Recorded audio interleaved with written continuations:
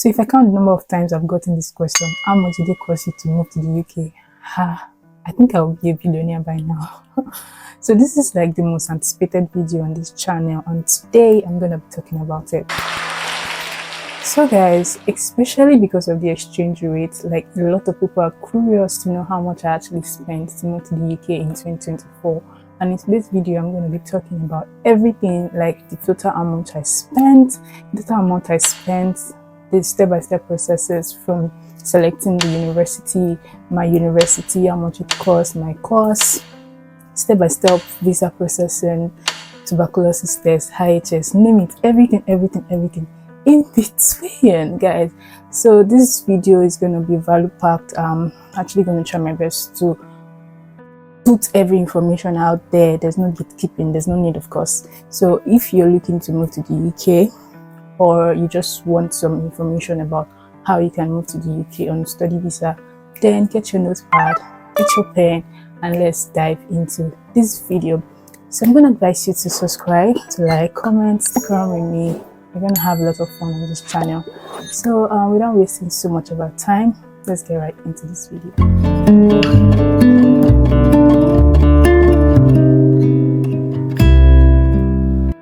So guys, like I said, a lot of people are curious to know how much it actually costs to move to the UK, especially because of the inflation, the exchange rate. It is crazy, guys. It's actually crazy.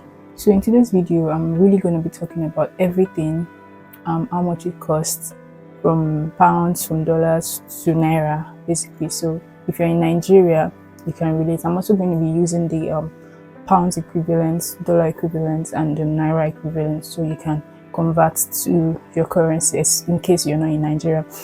So I actually have a note because it's a lot of information. First of all, let me talk about the importance of knowing what is going to cost you before you start, because I've started this relocation or travel or study or whatever you want to call it routes, I think since I finished school in 2018, and ever since then I've literally wanted to move out of Nigeria. So I'm going to say I started looking at the UK from 2021. Yeah, I started looking at the UK, but unfortunately each time I try, I'm always like stuck in between because of the expenses. Funny enough, it's actually it's actually the most expensive year, like, and the whole thing that literally pulled through. Like, God is really good. When it was even like less expensive, the money wasn't available, like, and all, but it's now like the most expensive time that God said, okay, yeah, let's go. So guys, it's actually very, very important, because at some point I literally got stuck trying 2021, 2022, 2023, trying, and so it's very, very important for you to know what's going to cost you from the beginning. Though I know that, especially a country like Nigeria, a lot of times I had my budget figured out, but before you know it, exchange rate is saying they play literally. So a lot of times I got stuck, but I think you should just like put in some buffer, so that's like going to literally help you. So I'm gonna be breaking down a lot of things in this video. That's why I have everything like written down, so I don't miss out on anything. So first of all, let's talk about searching for schools, which I feel like is the most important part, because if you do not have an admission, there's no way you're going, literally, especially if you're looking to study. So for me, I knew that I wanted to do something around project management. I have a background in quantity surveying, and I've been working as quantity surveyor and project manager for about 5 years. So I literally knew what I wanted, and I started like looking for courses around. I started looking for schools around my course, like schools that had my course. So I was looking for construction project management, and all of that. So that was like 2021, 2022, 2023. Then this year, I was like, okay, I was planning to write my PMP. So I was like, why should I go for a project management master's again when I'm literally going to have a PMP certification? I was like, okay, let me explore something different. So I decided to look into an MBA program. So MBA. A lot of people ask me, why did you decide to do an MBA? You have construction background, more like you're switching this and that. That's a story for another day. Just like give you guys an overview of why I actually chose the course and why I chose the school as well. So when you're looking for an institution, you want to look for an institution that actually suits what you want. So my basic criteria for choosing the perfect institution is going to be the location. Location is not even the first thing. The price, like the cost, the tuition is your number one thing, because I see a lot of people choosing schools of £26,000. Where your father is down good pay, then you can choose 50k schools. You can look for schools in London that are 80k. I don't have one in that one.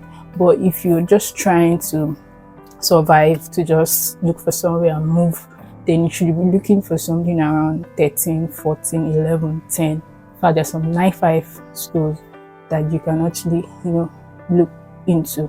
So my school is actually 13,000, but I was able to secure some scholarship. I think I got about 2,000.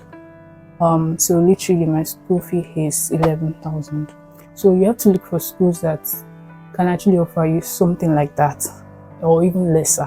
For an MBA course, I think that's really, really good. That's like the cheapest I got. I got a lot of offers. I applied to a lot of schools, and I got some crazy tuition fee and a lot of requirements. I was like, no. That's a lot of process on its own. So I eventually used an agent called Hubay. So if you want their contact, I'm going to put it in the description bar below, their email and their phone number, so you can reach out to them. They were really, really helpful in terms of advising me, preparing for interviews and all that. It's something you can do by yourself, if you really want to, but I feel like it's going to ease a lot of stress using an agent. So of every other admissions I've done in the past, I've done everything myself.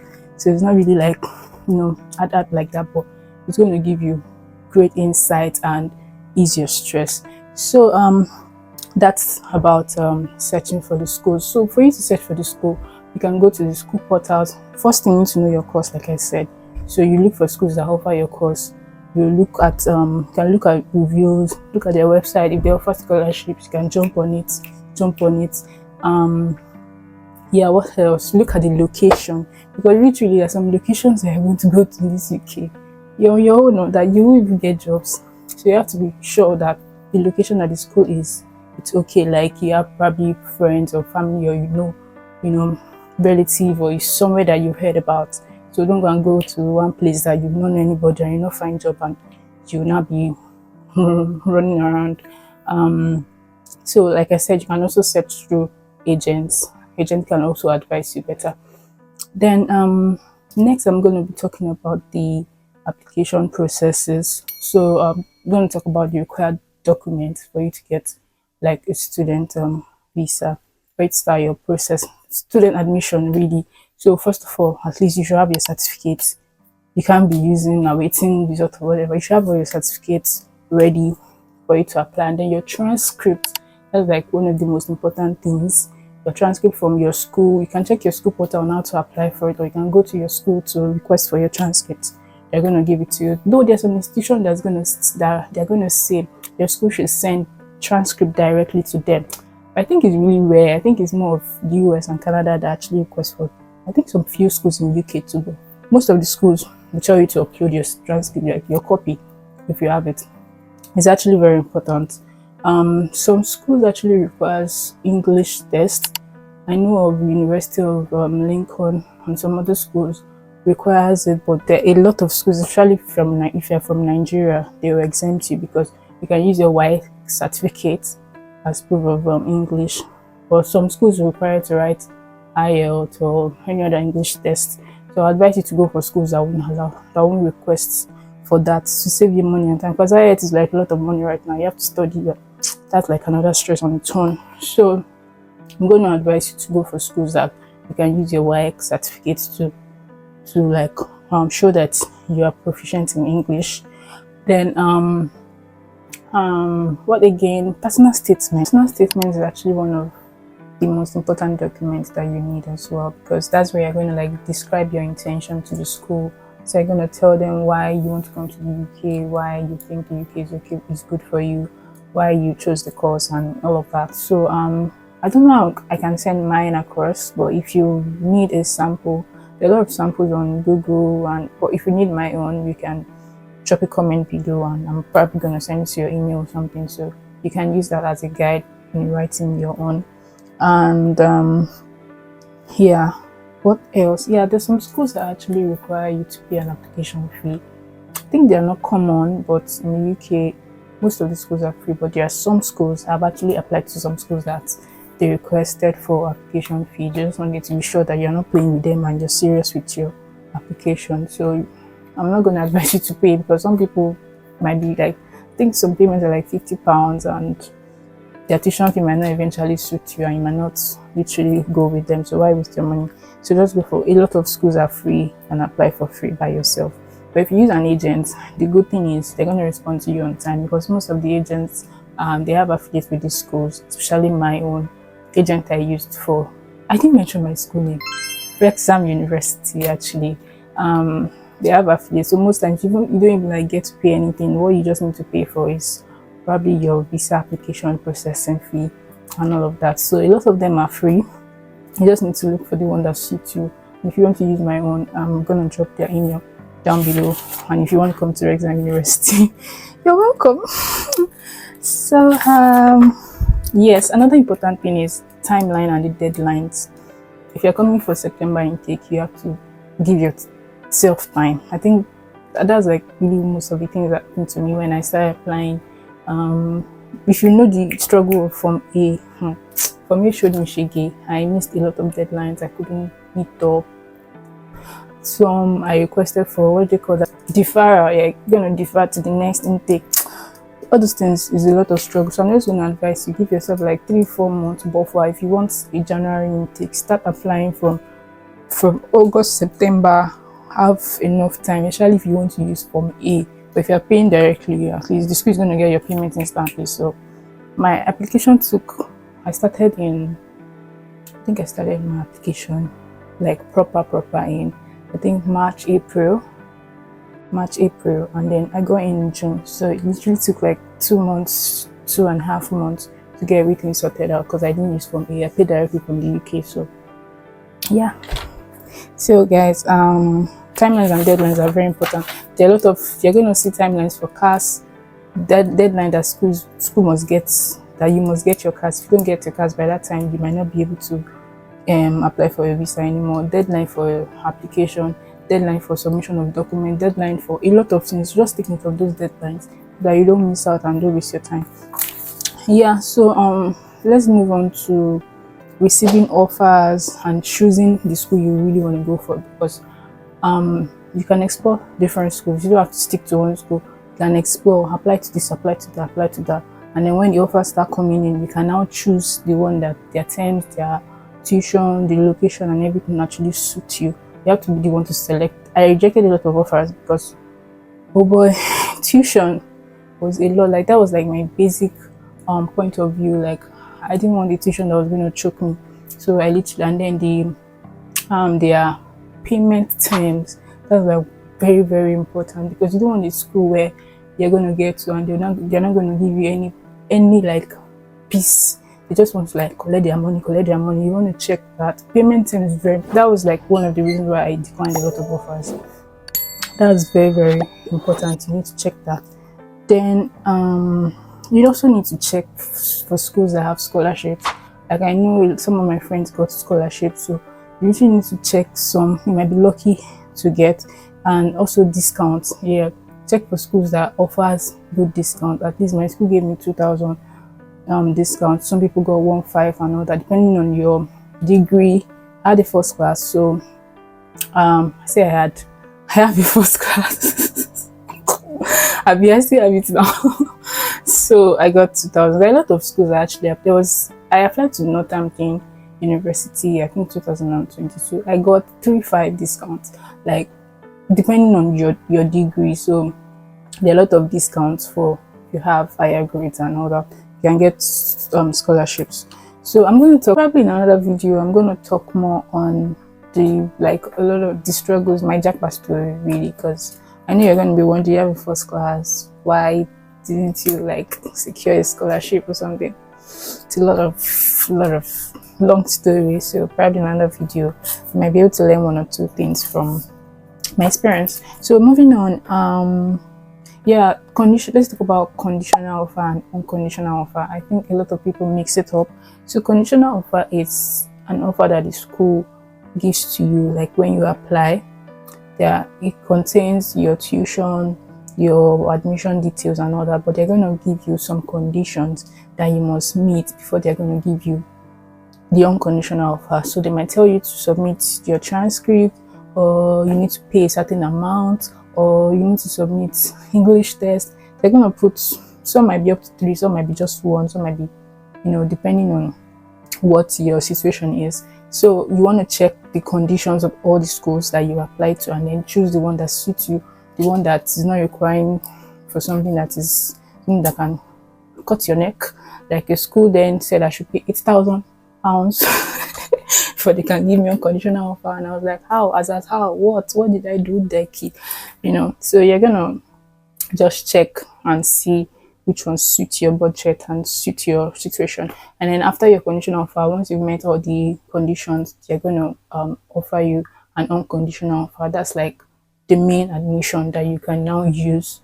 Then they're gonna request for other details like payment or interview or whatever, and then they're going to issue your cash. So some institution will say that you have to provide bank statement, which is your proof of funds, so that they are sure that you can pay your tuition balance, and then you can take care of yourself in the UK before they issue you cash. So there's some institution that once you get your unconditional offer, they'll give you your cash statements for you to apply for your visa, but some will not. So in the case of my school, they requested for bank statements. So let me give you like a run through of my own processes. I applied to the school. I got my admission, I think, the next day, because I used the agents that they're in collaboration with the school. It was easier to get feedback, and everything was smooth and timely. So I got conditional offer first. They requested for my CV. They asked questions about my CV and all that. So I sent them some references. Yeah, I forgot to mention references, like in the documents that you need. That's actually important. They're going to request for some references, so you can get from your workplace. Probably if you're working, get your line manager or your boss or your HR to write a reference for you. And you can also get one from your school, maybe from your lecturer, your school professor, or from anybody. Like, the reference has to be a genuine reference, because they're not going to like accept any reference from your family member or your friends or something. So you have to work on that. So because I've been applying for years, so I literally have everything. Like, I think I'm a pro in this because I think I can write a whole book about this whole process, because I've applied over and over and over again. I've gotten a lot of admissions, a lot. So I just sent everything to them, and the same day they sent me my unconditional offer. So after the unconditional offer, I was requested to come for a precast interview. So the precast interview, literally, it's about they're going to ask you questions: why you chose their university, why you want to come to the UK, why you chose the course, your background, basic questions really, but you need to be prepared. And that's where the agency was really helpful. Like, we had a lot of mock sessions where they asked questions, and then they prepared me for the interview, because for my own course it required a lot of drilling, because an MBA is like a professional course. So before you can get an admission for an MBA, you have to really, so they asked questions, and the interview was booked for like, I think after then, like 3 days after was booked, and I went for the interview, passed. They're going to send you the result in like 2 days, 3 days after the interview.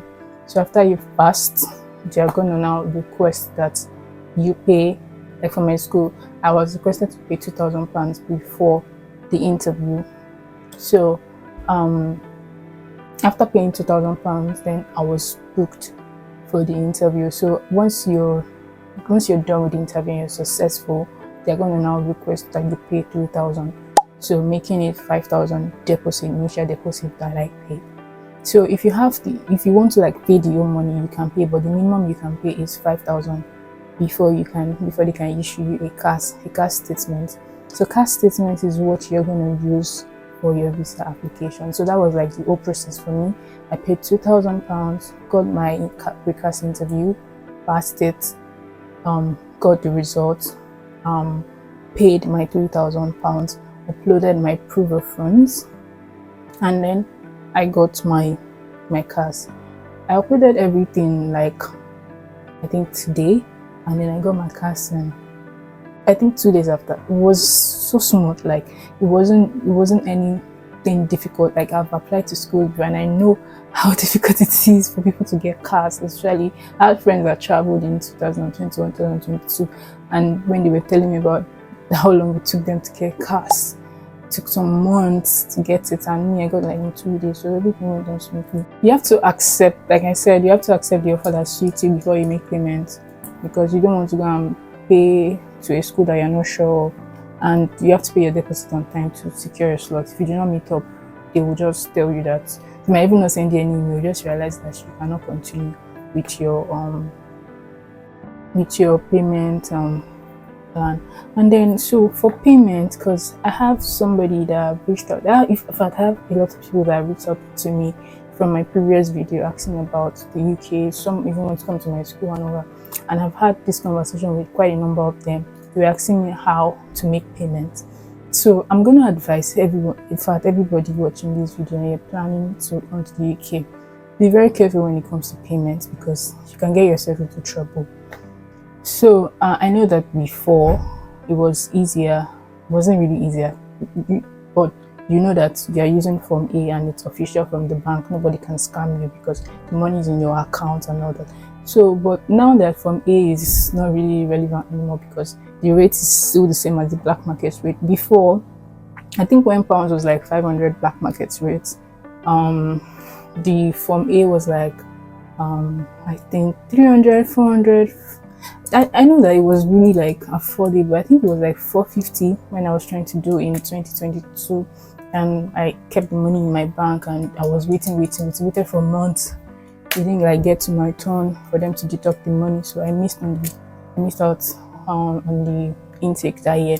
So but now that I think the current rate is about 2,000 plus, and Form A2 is about that rate, so why should I wait for months for me to get my school fees paid when I can probably just get somebody in the UK, send them an error, and then they pay for me? Or the only trusted platform that I know that you can make tuition payments from is Pay For Me app, because I've used that before to pay some application fees, like exchanging money and all that international payments. That's like the only verifiable platform that I know. And then I know that some schools have this what's it called, portal that helps you exchange money and all that. I don't know much about that, but I'm just going to say be careful. If you cannot get somebody trusted person in the UK to pay for you directly, talk to your school. There's a way that they can assist you to make payments securely. If you are looking for this online platform, putting in your card, they can scam you. That's just a disclaimer. Be very careful, because you don't want to pay tuition fee of £5,000. £5,000 is like how much now?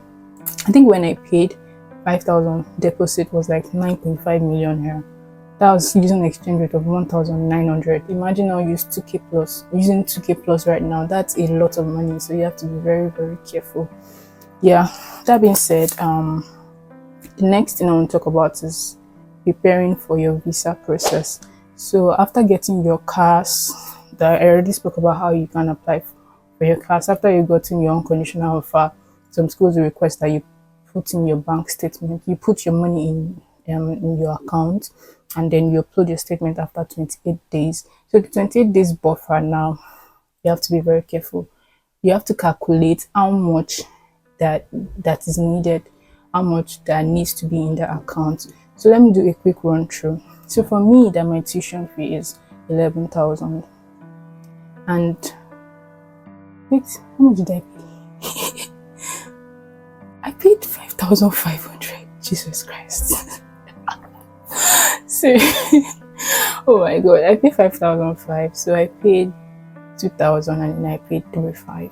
So my tuition fee is 11,000. So I have balance of 5,500. So if you have all the money, you can pay it. You can determine how you want to pay depending on your school terms and conditions of payment. So your tuition balance, your tuition balance. So let's say you have 5,000 balance plus your living expenses. So living expenses in the UK, if you're staying outside of London, is 9,207. I'm not sure of inside London. I'm going to search for it and probably put it somewhere here. So you want to calculate that for 6 months. That's, I think, 6 months. Is it 6 months or 9 months? I'm just going to I'm not really sure of certain figures. I'm going to put them on the screen so you can see. So you calculate all of that, and that is the figure that you must have in your bank. So literally what you must have in your proof of funds is your tuition balance and then your living expenses. So your living expenses, the UKV has already put a threshold of how much your living expenses should be. So the only addition you're putting to it is your tuition balance. So all the money, you're going to put a buffer because of exchange rate. So you can put buffer of, let's say, 3 million on top of it. So in my own case, I had about 31 million in my bank account for my proof of funds. Yeah, so that was me using calculation of 1,009 for the exchange rate. So in your own case, yours might be higher or lower depending on your tuition balance you get. So that's for the bank statement. Oh my god, this video is already getting too long and I need to cover all of these things. So after you've uploaded your after you've deposited your money, if the money might not, probably it's your parent that is funding you, they need to send money to your account. Just make sure that you have that money in your account, however way you want to do it. Make sure you have that money in your account and then you're transacting with it. You're probably just like your day-to-day account. You're buying groceries, you're buying clothes, you're buying recharge cards. Just engage the account so that you'll be able to print a statement at the end of 28 days. So you need to give yourself time. That's why I said that bank statement is going to take you like a whole month. So you need to put that into consideration when you're applying and make sure that you have time, because there's no how you want to do. You have to wait 28 days for that bank statement to be out. So once you get your bank statement, you upload it to your school. Your school is requesting for it. If your school doesn't request for it, then you're good. Get your CAS and then start your visa process. So you need passport, of course. You need your passport, you need your CAS, and then your bank statement.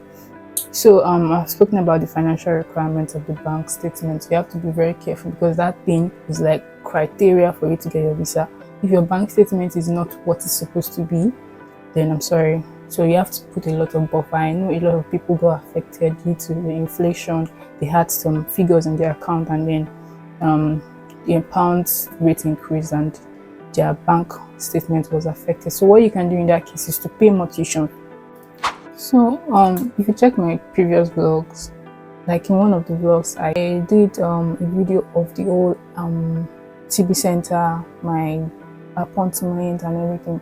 But prior to that, I applied on their website. I'm going to be dropping the link in the description bar below. So all you need to do is just go to their website, click on the link, put in your preferred medical dates. I think it's going to ask you to upload your passport and then pay the 79,800. I don't know if it's still the same now, but I think it's still the same. It was just about a few months ago. So you make that payment and then they're going to book you for the dates. Get to the center, show your proof of payment and get your test done. My result came out in an hour. Like previous years, a lot of people spend the whole day, some even the next day before they could get their certificate. But now there are not quite a lot of people going to UK anymore, so the process was really seamless for me. If you check that vlog, I'm going to be linking it here. You're going to see everything, like the footage of when we go in, how my result came out and everything. Everything literally took 2 hours from beginning to end. So it was smooth. So that's for the TB test. So there are a lot of private centers too that offers the TB pin. So you can check the UKVI website for accredited centers. There's some private hospitals, but I think it's still the same amount. So I used IOM Ikeja. So you might also want to use IOM Ikeja. So that's it for. And the TB expires. The expiration is 6 months. So you need to check your timing of when you want to travel before you do the test, because after 6 months you need to do another test. So if your travel time is still far away, you can hold on maybe 3 months or a month to your application before you do it, so that you can save yourself time, so that you don't spend that money twice, because once it expires you need to do another one. So that's for the TB and the medicals. So let's go to the visa application. So the visa application processes. Now I'm going to advise you to use an agent, but if you don't want to, it's something you can do by yourself as well. It's just you filling your basic details, your correct details, because here you have to be very, very your brain has to be working, because if you make any mistakes, then I'm sorry. So you have to like upload the right documents, fill in your right details, your passport details, everything. To check the UKVS website, you're going to see how to apply for your visa, and also basic documents that you need: your cards, your bank statement, your TB test, your credentials. I think they do. And what else? You need some reference. You can just package your application in such a way that they will not request for anything from you, because once you start requesting for additional documentation, your application is going to get longer and longer and longer.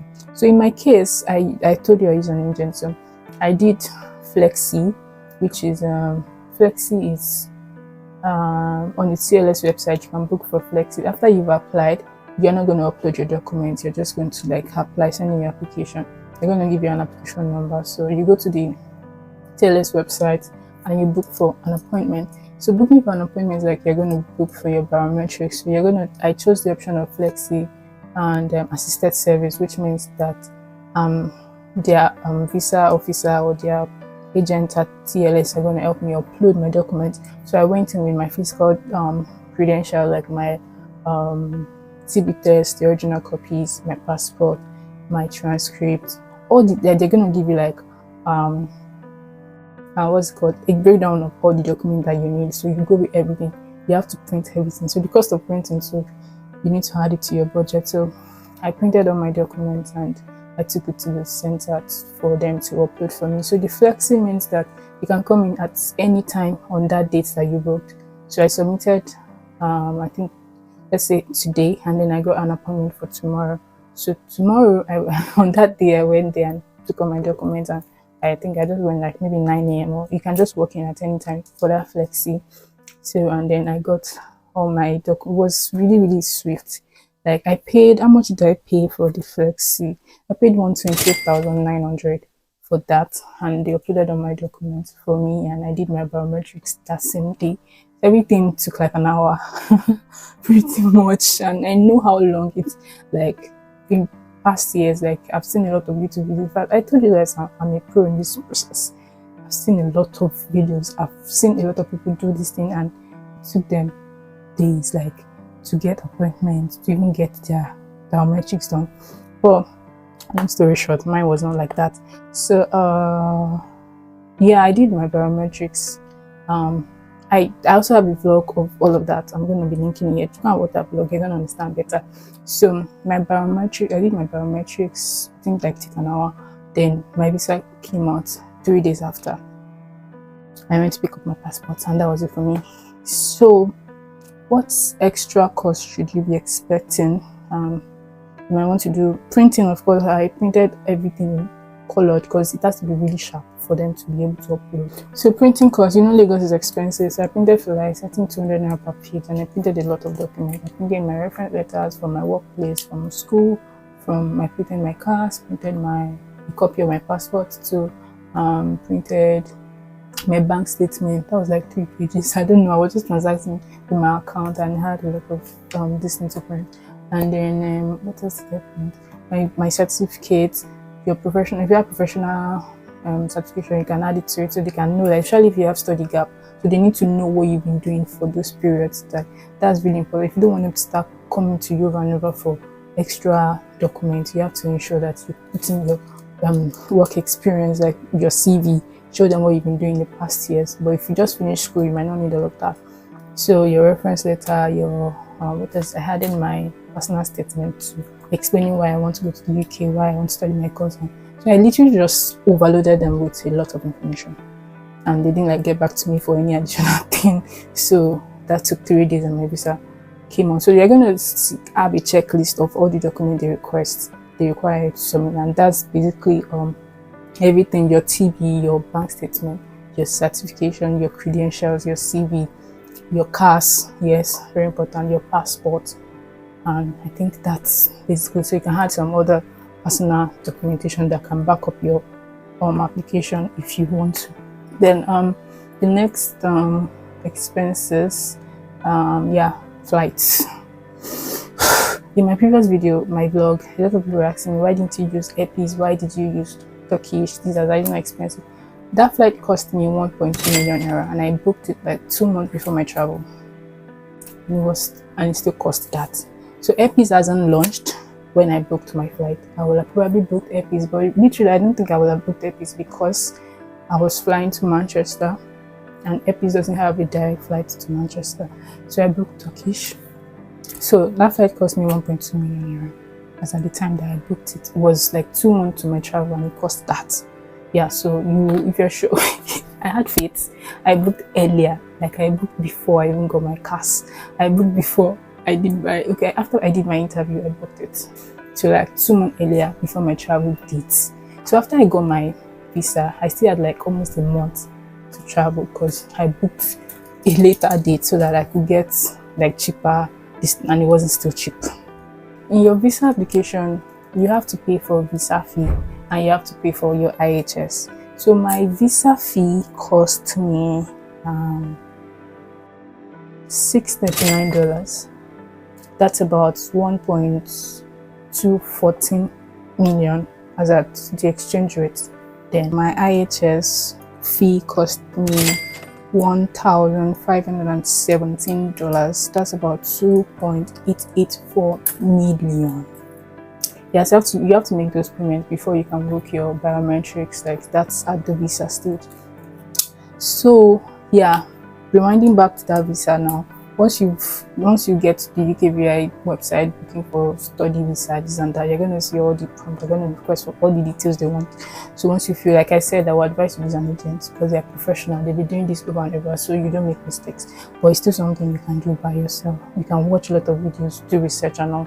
So then you're gonna, after submitting, you're gonna pay your visa fee, which I paid $639, about 1.2 million. Then your IHS is insurance fee. You're coming to the UK, you have a year program, or you're going to pay for 1 year. So if you have 2 years program, you're going to pay for 2 years. So I paid for a year for $1,517. Yeah, so going back to the additional cost now, aside from your visa, biometrics, school fees, everything, your flight, and you also want to pay for travel insurance, you can pay with the airline or whatever, and then accommodation. Like I said in my previous video, I went through a lot in terms of accommodation because aside from the fact that I had somewhere to stay, like I literally just wanted my own like space and all that, and that took me a lot of time and took me a lot of mental stress. So eventually I found a very trusted agent called Amber. I'm going to be putting my link down below. They're going to like save you a lot of stress. All you need to just do is fill in your details, where you city, your schooling, your budget, the kind of apartment you want, and then they're going to do the searching for you. So you can use my link below and you're going to get £50 cashback bonus for using that link. So use that for your accommodation and ease yourself the stress of looking for where to stay. And so you can even book from your home country. You already know when you're coming in, put your intake and everything. They're going to secure your accommodation for you before you come. So you just go get your keys once you arrive. I wish I had that information before coming, but funny enough, I didn't. So that's about accommodation. Then come with extra money, please. Come with money. I'm not saying you're not going to make money in the UK, but it might take a while before you get a stable job that's going to like paying you. So you're going to pay for house rent, you're going to eat, you're going to fund yourself and all that. Even if you've completed paying your tuition, but you still have to like take care of yourself. So you need extra money. Don't just rely on when I get here and work and get money. Come with extra money, because you don't know how long it's going to take you before you get a job. Candid advice. So once you arrive in the UK, you collect your BRP. You've checked my vlog, I did everything there, so you can go watch it. I collected my BRP, opened the UK bank, and then you register with your GP, that's a general practitioner. So pretty much that's it, guys. That's like the overview of the whole process. It's quite a lot, but you just have to plan, requires proper planning, and you have to have money, of course. So a quick run through of the whole cost recap again. Tuition deposit costs 5,500. which is about 10.45 million naira. Then what else? My TB cost 79,800. So if you have a child, you're going to be paying 38,700. If you're looking for reissue, if you want them to reissue your certificate, you're going to pay 13,600. So I paid 79,800, and that was it for the TB. So 13.4 plus 79,800. My visa fee was $639. That was about 1,214. This is using 1,900 exchange rate. So I think exchange is about 2,000 plus now. So IHS, I paid $1,517, which is about 2.884 million. Then what else did I pay? I paid for my biometrics, which is the flexi and assisted service. I paid 128,900. Then my flight, I paid 1.2 million naira.